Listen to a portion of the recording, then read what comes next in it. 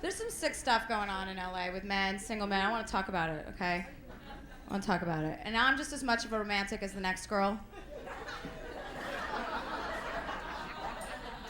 But if I'm dating / sleeping with a guy and he shows up on my doorstep with anal beads and a flashlight,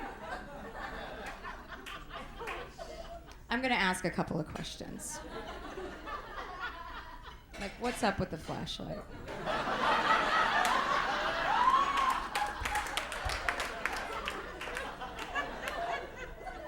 I have a question. Do you guys think it's okay to drink while you're pregnant if you're planning on giving the baby up for adoption?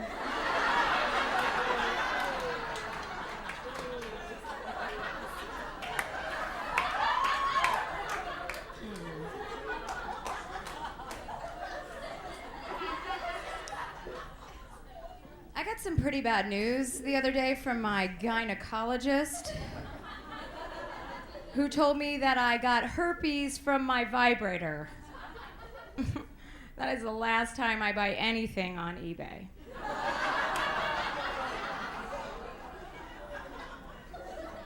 Speaking of romance, I'd like to talk about my last birthday. Now, are there single girls here who get vibrators for their birthday? Yeah, okay, yeah, right. 1 or 2 is kind of funny, right? 11 isn't. Okay, when I go out to dinner with my girlfriends and I get 11 it's like, what do you guys think of me? You think I'm sitting at home fucking double teaming myself? What? All you need is 1, okay? I get it, Jessica. God forbid I died in the middle of the night. My mother had to come clean out my apartment, you know? Find 11 vibrators with like 4 pornos. One of them about a family. You know, no. It's humiliating is what it is. I have this fear of commitment solely because I have a fear of becoming one of those happy couples, you know? The kind that are always running around like a couple of pigs and shit. So happy for themselves, you just want to fucking break up. You're like, oh, I have a roommate like that. We'll call her Camel Toe. And she is so annoying. All she ever talks about is her boyfriend, and all he ever talks about is his feelings. He's like 2 minutes away from his first period. And he writes her poems like a little fucking homo. It's like, guys, if you're writing poems, you're making up for some other shit, okay? We know, okay? You're making up for, like, you know, a big hairy back or 1 ball or something. I don't want poems. Save the ink for somebody who gives a shit, okay? I don't want poems, I don't want roses, I don't want you calling up radio stations, you know, dedicating Celine Dion vagina music. No, thank you. Pay my rent, motherfucker. And we'll talk about how much Chelsea loves you.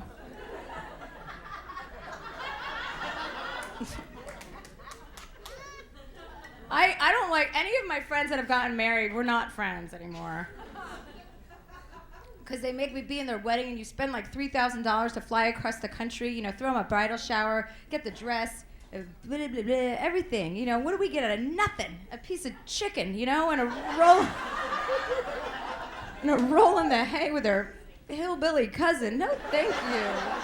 Oh, you guys, it has been a rough week for me. I found out I'm allergic to alcohol, which, yeah, I mean, it makes sense. Every time I drink, I break out and so...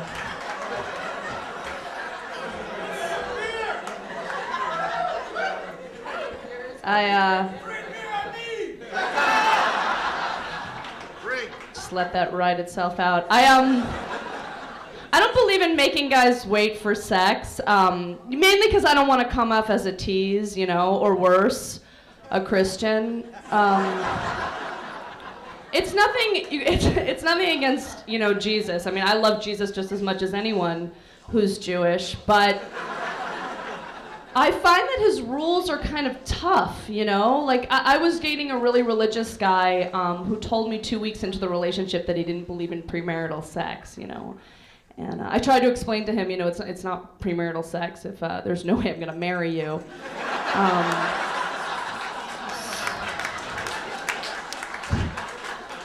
Seems logical to me. He didn't take it so well, he was like, he said, Danielle, sex before marriage is a sin and you're going to hell, and I was like, whatever, I don't really have much interest in going to heaven. It's not like I'm gonna know anyone there.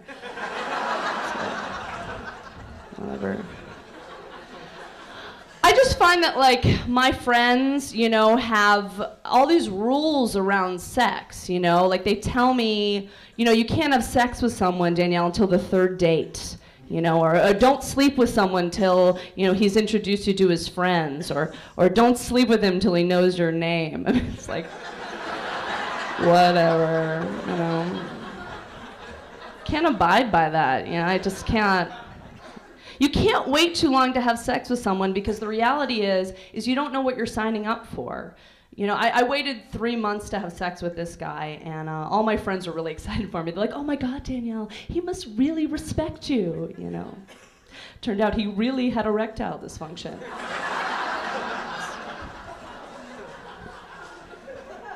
That's what that was. Look, I'm not a monster, okay? I feel bad for guys who have erectile dysfunction. Okay, but I'm starting to notice that they all seem to have something in common, which is my phone number. Wow, what's that about? Oh my God, I need love tonight, you guys. I recently broke up with my boyfriend. Thanks. And, as heart-wrenching as this experience was, we still managed to become, stay good friends on Facebook. And at first when we broke up, I started using that Facebook check-in option that lets people know where you're at. I started checking into his favorite bars and clubs, Irish pubs, ale houses, restaurants, just hoping that I would see him again. But yeah, I was checking into Facebook in the privacy of my own home, in my PJs, eating a gallon of ice cream, listening to Adele. Never mind, I'll find someone like you. I will one day. Mascara running. That just got too real. But then I decided, you know what? I'm gonna use the Facebook check-in option to mess with his head a little bit. For example, Diane just checked into Tony's house. Sorry about the broken window. # not gonna fix it. Diane just checked into Planned Parenthood. Crossing my fingers.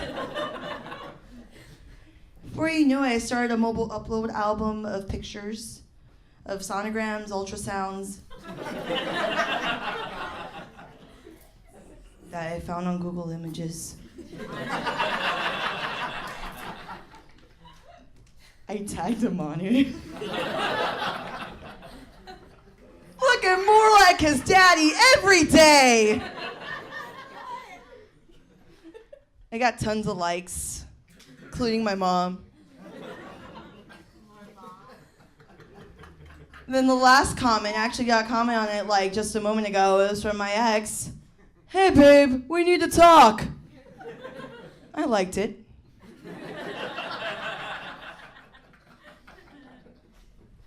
But I know what you guys are thinking. This girl's crazy. She would do anything for love. That's right. I would do anything for love. Fake a pregnancy online. But I won't tell the truth. Oh no, I need the fake child support money. Just lower your standards, that's all I'm saying. I used to want, the whole package, like he's got a job, he's nice to his family. Now I just want someone who takes direction well. That's all I want. I met my boyfriend in community college, actually, which is a little weird, a little bittersweet finding someone in community college, because finding someone in community college is sort of like finding a full bag of chips in the garbage. No, it's kind of a miracle, but hey, look around, you're still a possum. So. I'm not good at dating at all. Like, I'm too defensive. Last week, my boyfriend told me I was hard to read. I'm like, haha, maybe you're dyslexic. He told me I had that girl next door look going. Girl next door. That's not a compliment, ladies. Girl next door, you know what girl next door says to me? Conveniently located. That's what that says. He's like, no, you're just real approachable looking. Because that's what we want, to get approached. That's why we have mace in our purse. You have never heard a dude talking to his buddy. He's like, oh man, did you see Jason's new girlfriend? Oh, girl is approachable. Never. It's never been a thing.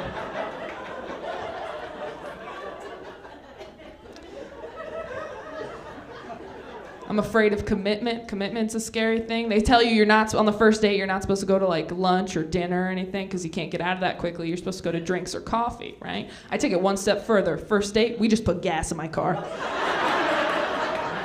That's all we do. Second date, maybe we hit a Goodwill. Third date, time to see you eat something. We just go to Costco and sample stuff.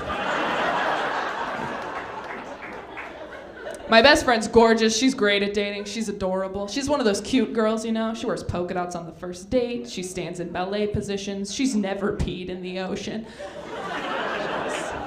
Meanwhile, I kind of stand like a construction worker on break. I eat bagels in my sleep, just like, how did all this cream cheese get here again? Sometimes I go to the ocean to pee.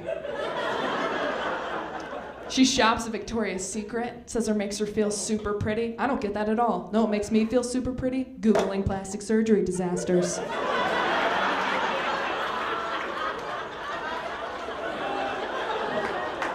So it makes me feel good. But she walks into Victoria's Secret, she's like, I'm home. I get in there, I feel like a mutant, you guys. I get less and less I turn into Quasimodo, people. I develop a limp, my back hunches over. I lose the concept of speech. It's like, oh. All these models are looking at me like, you're not gonna wear our yoga pants. I'm like, you're right. Oh, sorry, I'm leaving. All the way back to Old Navy. All my friends are married. Anybody here married? Nobody in LA is married. Too many options. Anybody married? Yeah, all men in LA are ridiculously afraid of commitment. Like, even the ugly ones are afraid. Right? A few girls laugh. Guys are like, yes, we are. We have options. Not f***ing around, settling down. I'm in a relationship. Anybody else in one of those that are awesome? No, nobody will admit to it, because if you're here with somebody, you're not going to be like, yeah, it's awful. I hate the person next to me. But I do, and I totally blame my parents, and people are like, you can't blame your parents. You can't blame your parents for your problems. I'm like, yeah, you can. My mom's titty fell out of her tube top at my 3rd grade parent-teacher conference. I'm sure that's contributed to my promiscuity in some way. Yeah, I don't know. I'm dating somebody, and it's funny, like when you first start dating somebody, if you guys were to be dating, I don't know, liars in the corner. If you were to be dating, like men always want to know when you first start dating, they have that question, the how many people have you been with question. Are you guys dating? I'd like to get to the bottom of this before I get off the stage. No? Total lie. That's awesome. What about you guys? No. Anybody dating in the front row that I can point to and make a spectacle of? Nobody? All right. Anyway, when you first start dating somebody, like men, they do want to know, and women all lie, and they totally lie, and it's you don't have to lie. I'm standing here on what looks like a soapbox, but it just perpetuates double standards. Like when my fella asked me how many people I had been with, I was like, sweetie, I have been doling out blowjobs like fun-sized Snickers at Halloween since I was 15.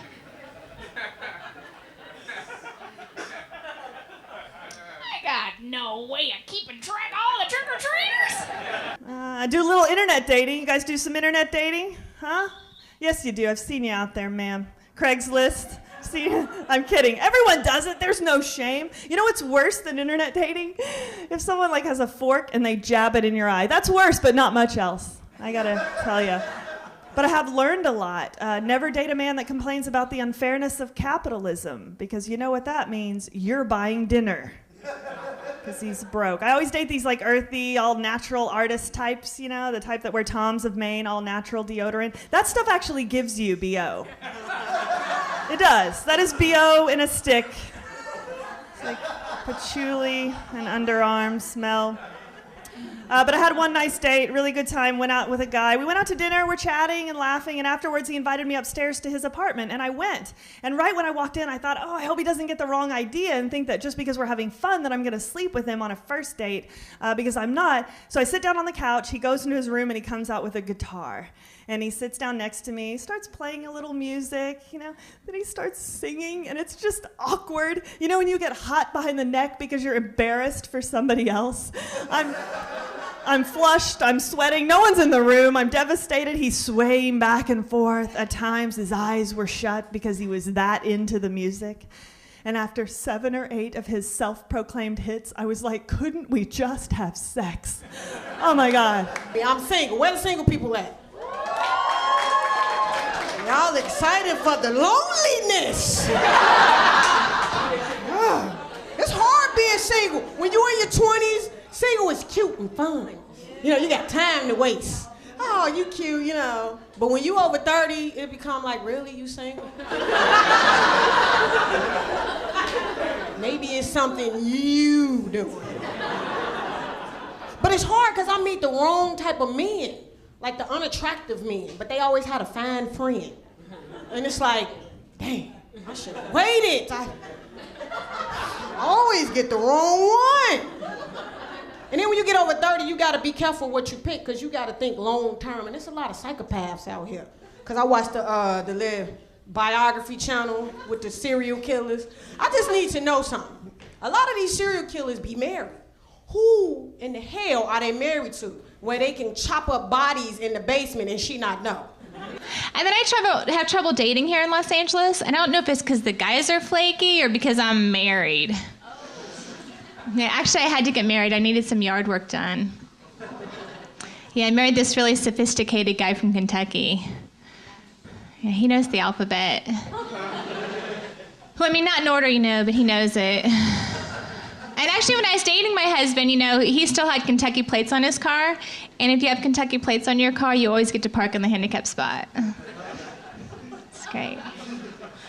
My husband's a preacher's kid. Any preacher's kids here? No, that's because they're all out smoking crack. Preacher's kids are bad. They are. And I've been married for a really long time. Marriage is just so predictable. My husband comes home from work every day. I think he's in a rut. But thanks to by applause, how many people here are married? Yeah. Just a couple. Things change when you get married, don't they? Yeah, because when you're single, you drink before sex. But when you get married, you're drinking after sex. Or during. Or instead of. So, I'm Egyptian. I do Egyptian things. Like I was at a bar the other day and I was stacking napkins into the shape of a pyramid. Because that's what I do on my spare time, right?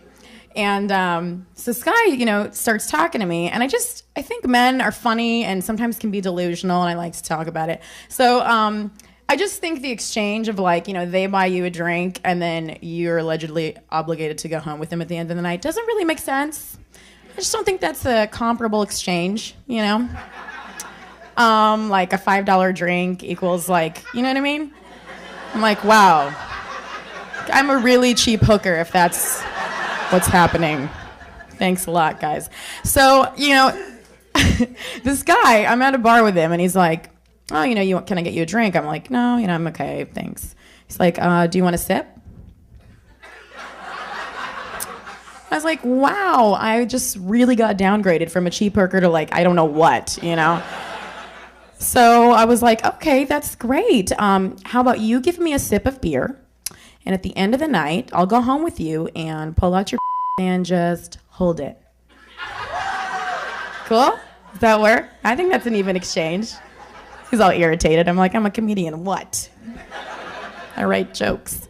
So yeah, it's fun. I don't know. Guys are out of control. They're crazy with the text messaging and cell phone stuff that goes on. I saw a friend recently and he's like, I saw him at this thing. So he text messages me afterwards.